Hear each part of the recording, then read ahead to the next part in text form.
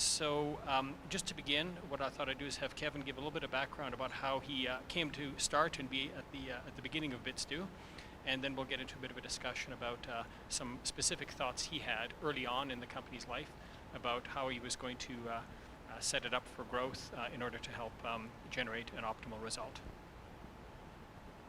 Thanks, Hans. Hi, everyone. Thank you for letting me be up here.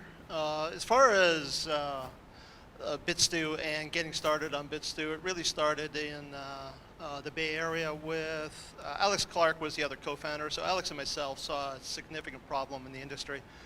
And that was taking data from a lot of different data sources and doing a mashup in order to get a lot of insights into that data. So back in 2005, we started getting the technology going. It was kind of a tough sell at that point, but we wrangled through a lot of it to get to the point to taking in investment and growing the company to get to the exit. But it was an interesting technology to solve a major data problem, and that data problem is still alive and well today. That's great. So how early in the life cycle of BitStew did you really start thinking about it's called your capital, your fundraising plan, and what your overall vision was about how you viewed a potential, or even I should say preferred, exit playing out? And just to go back to what you said, a lot of companies don't think about it right off the start. We thought about our exit strategy right at the beginning. BitStew wasn't our first rodeo at doing a startup, and we wanted to make sure that we went in with our eyes wide open. The whole thing around an exit is you do want to build a great company, you want a great exit, but you want a great exit for all your stakeholders, and that includes the investors in the company. There has to be a return at some point, and you have to see that return, and that's where the exit strategy comes in. We knew we were going to be bought, not sold, and there's a key difference there. A great company gets bought. It's not just put it on the market and get sold. So we wanted to build a great company, make sure that it was attractive for an acquisition. The other key thing we knew about knowing your exit strategy right on is you need to know your market. And that market and the go-to-market strategy around the company is guided by building a great company for that exit so you can realize a return for all stakeholders. Yeah, so just following up on that point, you talk about the product design for a particular market, for a particular set of customers. Just wondering if you could get a little bit deeper into that and kind of talk about some of the opportunities that you saw early and things you did at an operational and product design level that really helped kind of put you on that path to have you intersect with the eventual acquirer who ended up taking you out. Yeah, and it's a good, I mean, there's a lot of pivots within a company that you have to make to refine your strategy. One of the keys that we had to do to fit our exit strategy was, at the time of BitStew, even before we took on major investors, we were building the company up organically. We were getting to the point where we could be profitable, but a lot of that was based on a service revenue perspective. And we knew that's not our exit strategy, that's not where we wanted to be. That wasn't going to deliver the return of the multiples that we needed. So we made a hard decision to eliminate the service side of the business.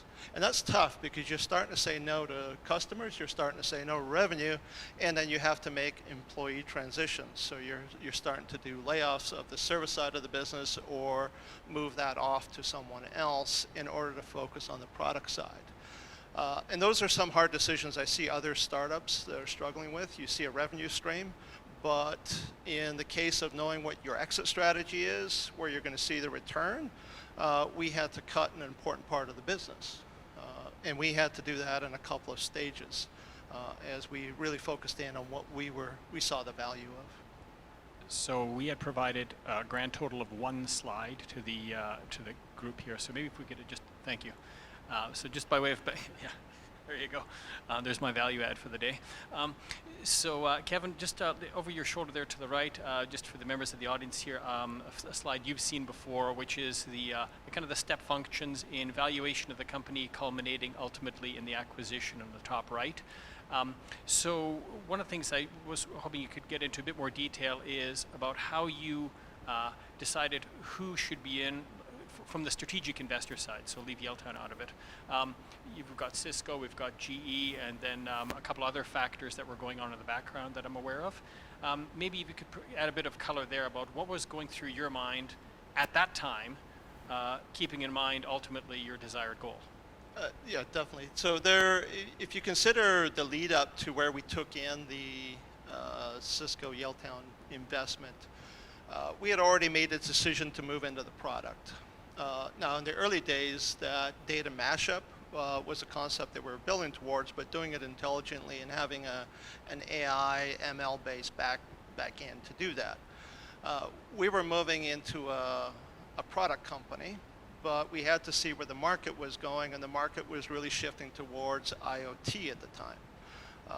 Everybody knows what the Internet of Things is now, but back then nobody knew, and trying to evangelize it was a bit of a nightmare. That's where I lost all my hair, and that's where I went gray. So IoT became a key driver for a lot of our customers and a lot of our potential partners down the road. So we made sure to address that market with our product. So with IoT, you've got millions of sensors, a lot of data that really fit with our product strategy. So that's where we zeroed in on looking at our alignment, but also looking at who could invest in that. And Cisco had been watching us. Cisco was key. And I know you're probably going to have some questions around strategic investors versus financial investors, so I'll let you ask those. But we wanted to make sure that we were prominent in the market. And Cisco certainly gave us that brand recognition. So one of the comments you often get from experienced people like David and others in the room, Mark Longo and so forth, is the optimal number of strategic investors is any number other than one. And on this slide you have not one but two. So I was wondering if you could, with that in mind, reflect a little bit about how the selection of which groups, because I know those aren't the only ones that you were speaking to. So you made a conscious effort to choose these ones. Just maybe give the audience a bit of a sense of what was going through your mind, what factors you considered and why, in order to arrive what is now self-evident on the sheet. Yeah, definitely. If we look at the strategics, and it's something you definitely don't want one strategic in. Even when we looked at Cisco in the A round, it was viewed as a bit of a negative because their competitors don't exactly want to do business with you. There's some keys that we set up with all of the strategics is there's no exclusivity at all to our technology, and we set that off at the get-go, even before the discussions. So nobody through our entire life got exclusivity rights. We wanted to make sure that we partnered with companies that were prominent, they were growing. We're not naive to the fact that this is a marketing game as well. It's not just good technology that wins, you have to market. So we wanted to make sure that we could market around particular brands. And if you look at Cisco and GE, they had fantastic brands. So we wanted to make sure that we could put that up, put their logos up. And we wanted good partners that can help us tap into the market. We're going after customers. We want to grow our revenue. We wanted to tap into Cisco space. We wanted to tap into GE space.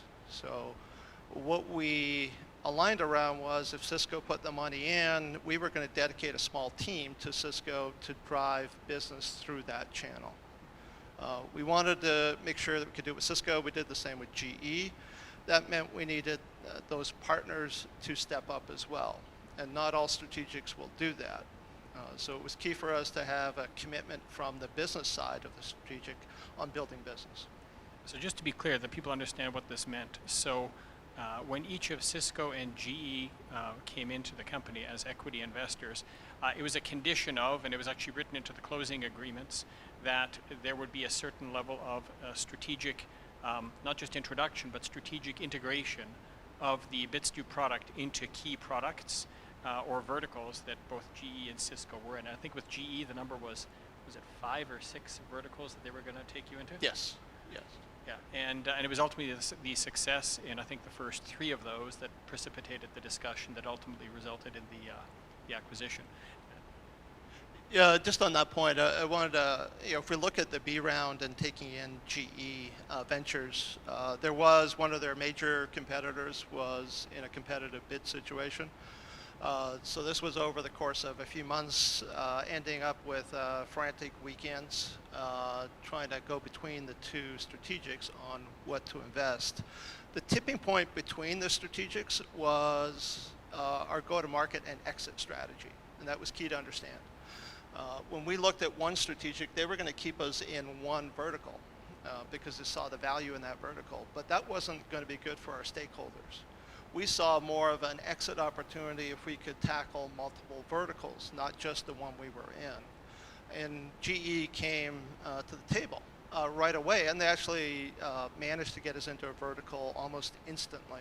So as soon as the money came in, we went out of the vertical we were in, which was the electrical distribution network providers, straight into aviation. And we managed to get into other verticals as well, including manufacturing, the locomotive aspects, and started dabbling in the healthcare side as well. So the partner took us there as well as the investment. Now, what about team building? It's one of these other things you consider is, who are you going to bring onto your team as you try to put together the best group of people to get you to, obviously, the desired outcome, making sure everybody's on the same page, everybody's values and other things are aligned. Can you talk a bit about what you did in terms of senior management team and other key people along the way? Yeah, definitely. We did go through senior management changes. I managed to survive through all of the rounds to remain CEO through the exit. Pretty happy about that. Thank you. But the reality of it is even CEOs have to change. When you're a young, scrappy startup, you're going to be doing things a little different than when you're looking at a seed round. You have to behave differently. So I'm CEO of Charlie AI right now. I do some coding on the weekends. I like that coding aspect, but it's a scrappy startup. But when you go to a C round, there's no room for that. You're looking at a different breed of marketing. You're looking at a different team building exercise that you're going through. It's no longer an engineering focus where you can do the fun coding stuff. You're now looking at how to build up a solid team that supports the customers, customer support issues. You might be worldwide, which we were at BitsDo, so you have to deal with all those aspects. The executive team had to change all through that, and we did make some fairly significant changes on the executive team. Sales. So sales in the early days was really myself, one of the key guys I know, Jet, going out, knocking on doors, making the sales happen. As we grew through the A to the B, we needed heavier hitters on the sales side. The other key thing that we noticed as well, and a lot of startups will go through this, and my biggest learning out of BitsDo is when you move from that A into the B's and the C's and into an M&A, your CFO has to change. And that was the most critical aspect that we found. Mike Allman became our CFO in the C and the M&A, fantastic. He was a difference of night and day on what you need at the early stages to what you'll need in the later stages. So those are some of the key things that we learned just on the staff and the staff changes at the executive level. Yeah, just for background, the CFO who joined just right at the GE financing round level and then took it from there through to the exit was formerly a CFO of a major California utility. So he understood, in particular, the large vertical into which BitsDo had a considerable amount of traction. I think BitsDo had every California utility as a customer. So that helped a lot both on the operations side, but then ultimately also on the exit side. It was definitely not his first rodeo either. Definitely. So one other thing I just wanted to do, maybe just kind of zoom out a little bit from this and take a look at what was going on in the industry overall, maybe not at the inception of the company, but certainly as you started to understand what you had, at least the potential of what you had when you were making the transition from services to product, and then taking a look at the likely consolidation that was starting to happen, or at least that you could see happening in the space in a couple of years' time, and talk about some specific things you did in terms of piloting the company so that you could be an acquirable entity when the right time came. There was a number of things that we had to keep an eye out on the market. Starting off in the early days around that mashup, because that was nice marketing then, hard to sell, but moving into the IoT space, and then moving into really promoting our AI ML capability on the back end. So if you promoted ML or AI back in 2005, it would go nowhere. Everybody's talking about it today, but back in 2005 you couldn't promote it. So we had to position the company at different stages to take advantage of the market. Our technology and our architecture didn't change one bit, but a lot of the aspects around the company had to change as well. We had to change on where the focus was within the product development. We refined that more and more towards our exit strategy. We had to align better with, as you mentioned, consolidation. We knew all of the major industrials were consolidated and they were snapping up technology. When GE snapped us up, they were also snapping up ServiceMax, Meridian, Wise.io, and a few other companies. We wanted to be at the right place at the right time in order to, with the right technology, in order to be snapped up. And that really became our AI ML focus on doing data integration. And it solved a significant problem for GE in the predicts world. They were doing heavy marketing around predicts. They were struggling to keep up with demand and getting all that data in. We solved that problem for them by automating the data capture, the data wrangling aspects for all of their analytics. So we managed to take advantage of timing on the market around data integration, analytics, AI, ML, and it all came together. Now, that is a strategy. It's not something we take advantage. I mean, we talk about luck, and we talked about it earlier. You have to manufacture that luck. So you have to make sure that you are at the right place at the right time with the right technology, and that doesn't happen just through luck. You have to take advantage of the market. Look at the market. Look at the changing market. Look at where your exit is going to be and how those major players are positioning themselves. We also had to know where the gaps were in GE, and we also had to make sure that we were not overlapping in key areas, and we really just fit the bill. And just to follow on Kevin's point, you'll have situations where a company gets a great outcome, but it takes a long period of time. But then, given the size of the outcome, nobody really cares. There was an exit last year. There was, I think, a 42x return. I'm not going to name the company, but I think it took 14 years. 14 years is, I think a good amount of time to wait. 42x return is a very nice number. But I've been in companies that generated over 42x on a material exit number in under 8 years. So the thing is, you can do other stuff with the money in the meantime. You don't have to wait 14 or 20 years. And I'm not saying everybody has to do it in a 6 or 8 or 5 year time frame. But what I am advocating for is people being cognizant of the time frame for two reasons. Number one, it has an impact on the time you have after that to do other things with the capital or to move on to other ventures. But number two, as Kevin has just mentioned, specifically in the BitStew GE situation, the overall environment in which you're operating has a shelf life.